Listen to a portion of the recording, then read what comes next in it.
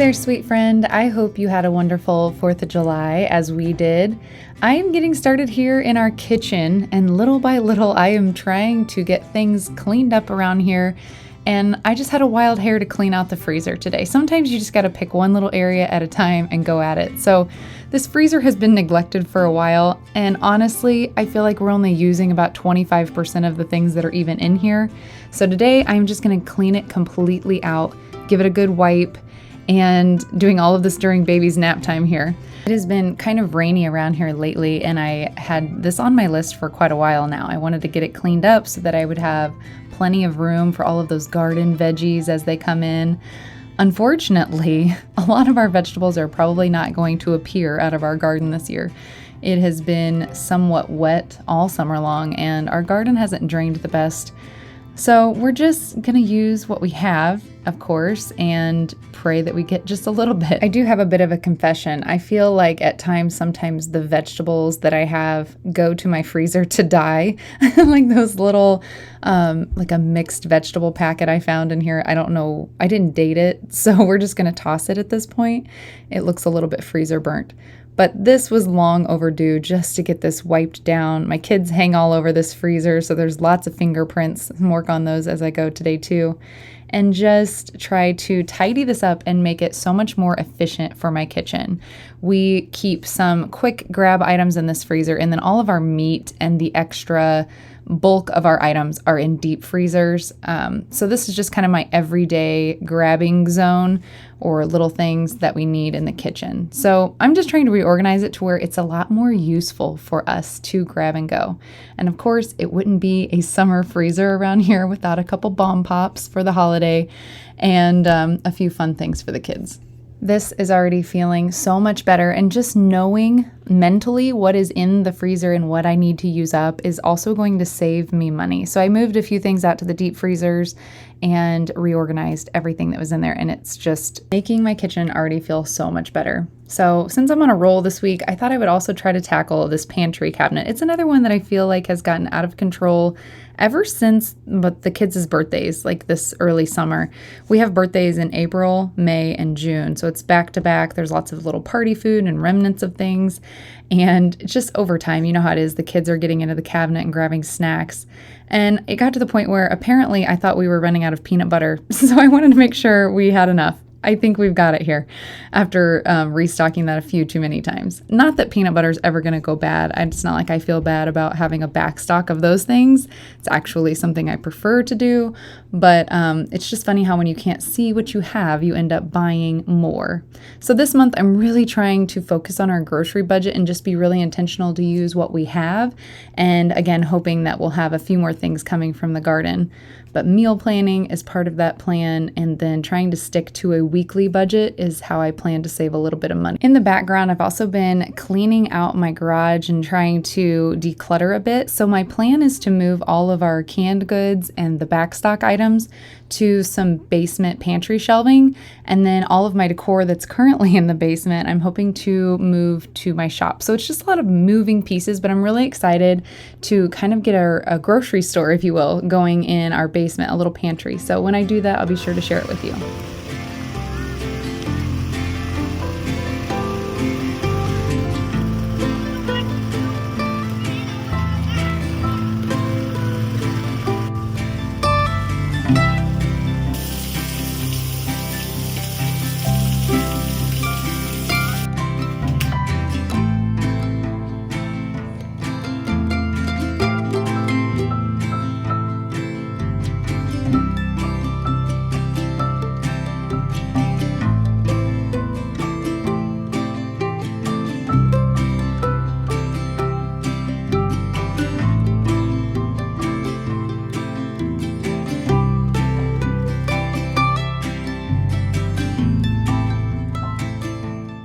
We kind of got caught in the rain earlier up on the hill, but it was nice. It was so hot, and then the summer rain came. I just love that, and it's something I think I take for granted too often. But it's kind of cozy here in the kitchen tonight, and I had it on our meal plan to try this high-protein beef stroganoff. I just thought it sounded really good, and I plan on adding some chickpea noodles just to amp up that protein even more. I'm hoping it's a filling and comforting bowl for dinner, as it's just a little bit gloomy out tonight with all the rain. I'll be sure to link this recipe below, but I love a good stroganoff that starts with onions and mushrooms. Always a hit. And we always have plenty of beef around here on our cattle farm, so that's an easy dinner for us, a little ground beef. I'm adding in those chickpea noodles to amp up the protein, and then while I'm in the kitchen tonight, I'm forcing myself to just prep some other vegetables for another dinner here. So I'm getting some sweet potatoes ready, and I'll show you what I make with these later in the week. This is probably going to end up our favorite meal of the week, so stick around for that meal. But in the background, this high protein stroganoff I have is high protein, not only because of the beef, of course, but also because of the broth. I wanted to have a bone broth, and I didn't have any made up, but that would be the best way to amp up some extra protein in it. The chickpea noodles, of course, have higher protein content than a regular noodle. And we're also going to put in some pureed cottage cheese. Now, if you're not a cottage cheese person, don't skip this. I promise it's going to be so good, because you can use your immersion blender in the cottage cheese, and it just makes a nice thick cream. And then at the very end, you add it. It's kind of like feels like you're adding the heavy whipping cream, to your noodles, but you're getting so much more value, so much more protein without all the fat, I'll say. I mean, don't get me wrong here. There is a time and a place for heavy whipping cream, but I've been trying to watch my macros a little bit more closely lately and amp up the protein in some of our dinners. And this is definitely a high protein dinner. So again, I'll link this for you below. It hit the spot tonight. It was the perfect comfort food on a summer night, if there is such a thing, a cozy, rainy summer night.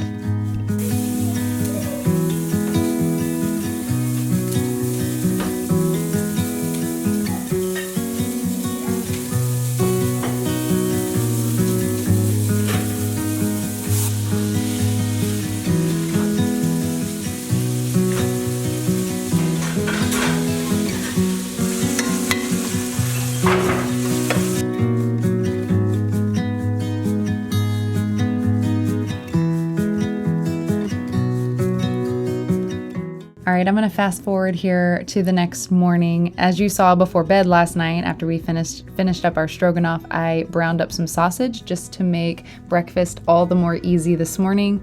I am going to make a quick tater tot breakfast casserole.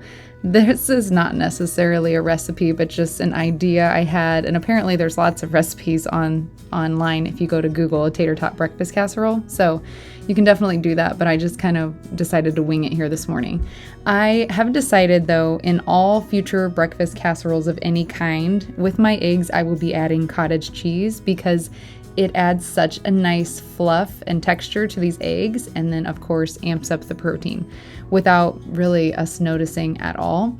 I'm putting sausage in, of course, today, but you could do bacon or whatever you have. And then I just kind of throw the tater tots on top. If you see my camera shaking at all during my videos here recently, it's because baby Ruth is toddling all around, and one of her favorite things to do is come and try to knock over mommy's tripod. So if you see a jerking motion on my camera, that is what's happening in the background.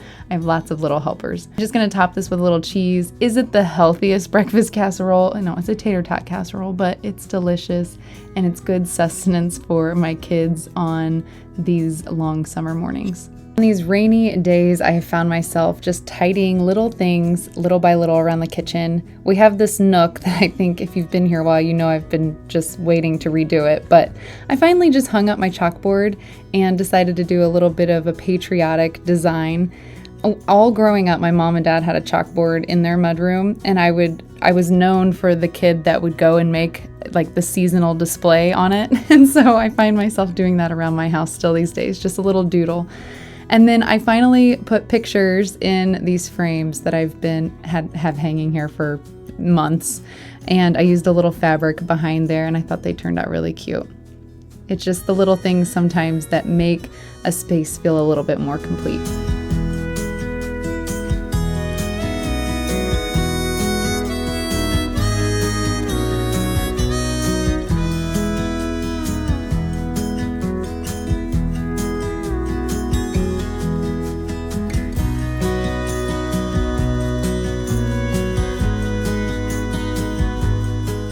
I'm realizing this summer how much time I spend at my kitchen sink, and I have a dishwasher, so I don't really know how we end up here all the time.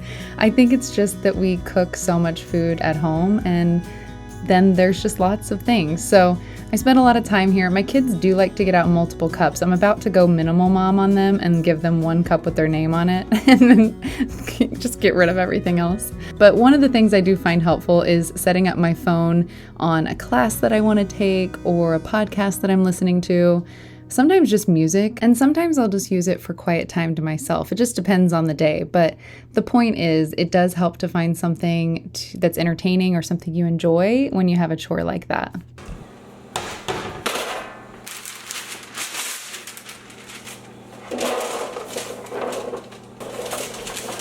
All right, let's get back to these sweet potatoes I was telling you about for our next meal.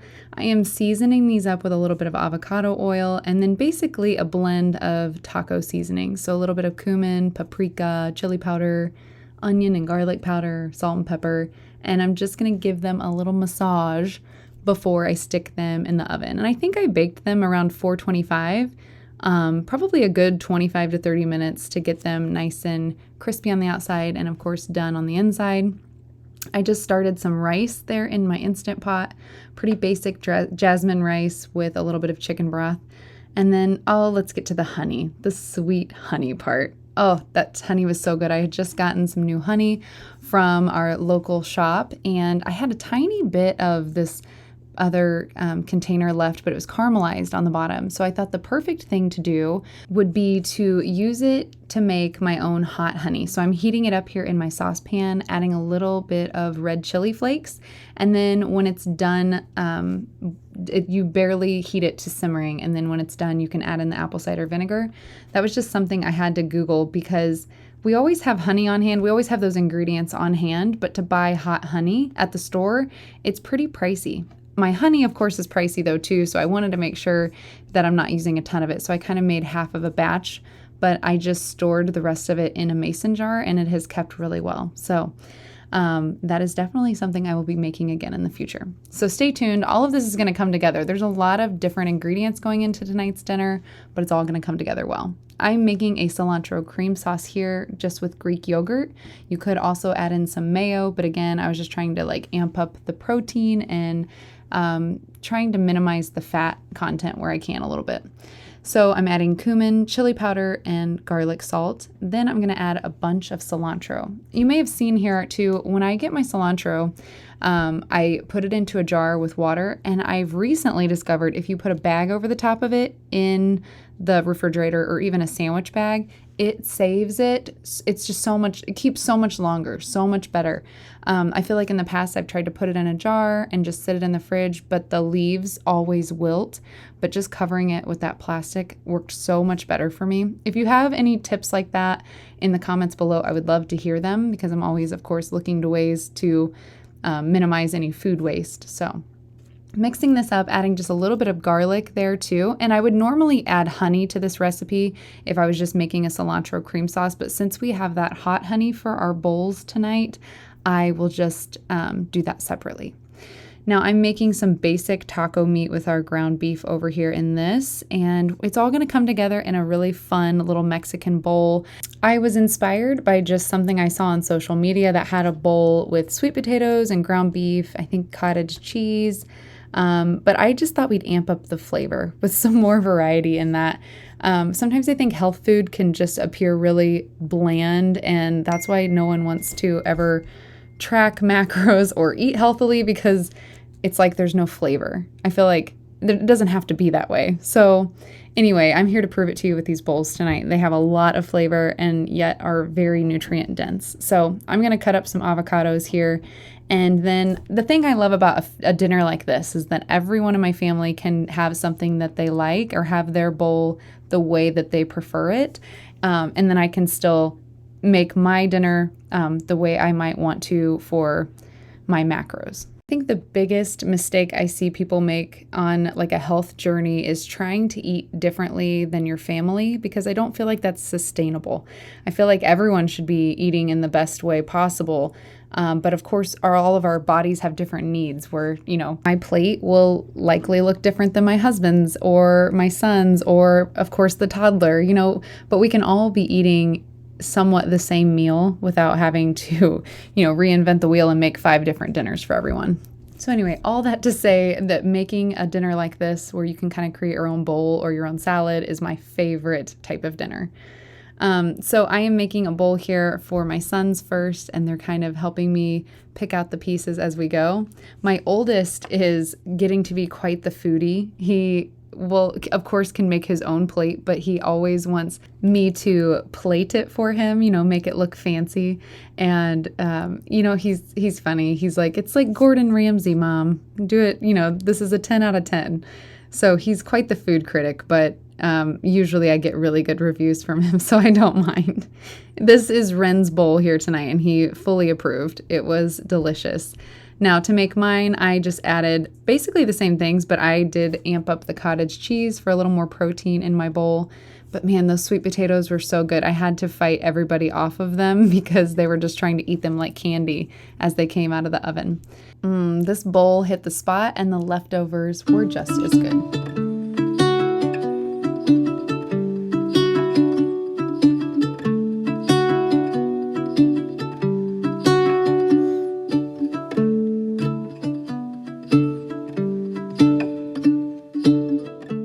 Now, one thing was a must in my kitchen leading up to the 4th of July. I wanted to make some cucumbers and onions, and I think I shared this, it felt like 100 times last summer with you guys because we had so many cucumbers in our garden. This year, unfortunately, I ended up buying cucumbers. Hopefully soon we'll at least have friends and neighbors that we can trade with because I just love this treat so much, and it screams summertime to me. So basically, I'm just chopping up the cucumbers, and I had a little bit of a red onion, which I feel like gives it a little bit more. And basically, to this bowl of the chopped up veggies, I'm just going to add pretty much equal parts white vinegar and water. Sometimes I go a little heavier on the vinegar portion, and I sometimes also put in a little bit of sugar too, just to offset that twanginess. And I will keep this brine in my refrigerator for weeks because it's got so much vinegar in it. It's just like a pickle juice. It's like a pickling liquid. So I can add more cucumbers to it as we run out of these, but we love these. I'll eat them as a side salad, sometimes with my cottage cheese on the side of a sandwich or something. And sometimes I put them on our sandwiches. They're just basically like adding pickles and onions to a sandwich, but it adds so much flavor. And it's funny because as a kid, I probably thought this was disgusting and I never would have picked it at the 4th of July picnic. But nowadays I could fill my entire plate with these cucumbers and onions. And to me now, they make it feel like the 4th of July. I hope you all had a wonderful holiday, and thank you so much for hanging out with me today here at the farmhouse. I hope this inspires some of your meals and dishes for the weeks to come, and I hope you're enjoying summer. Thanks for being here with me.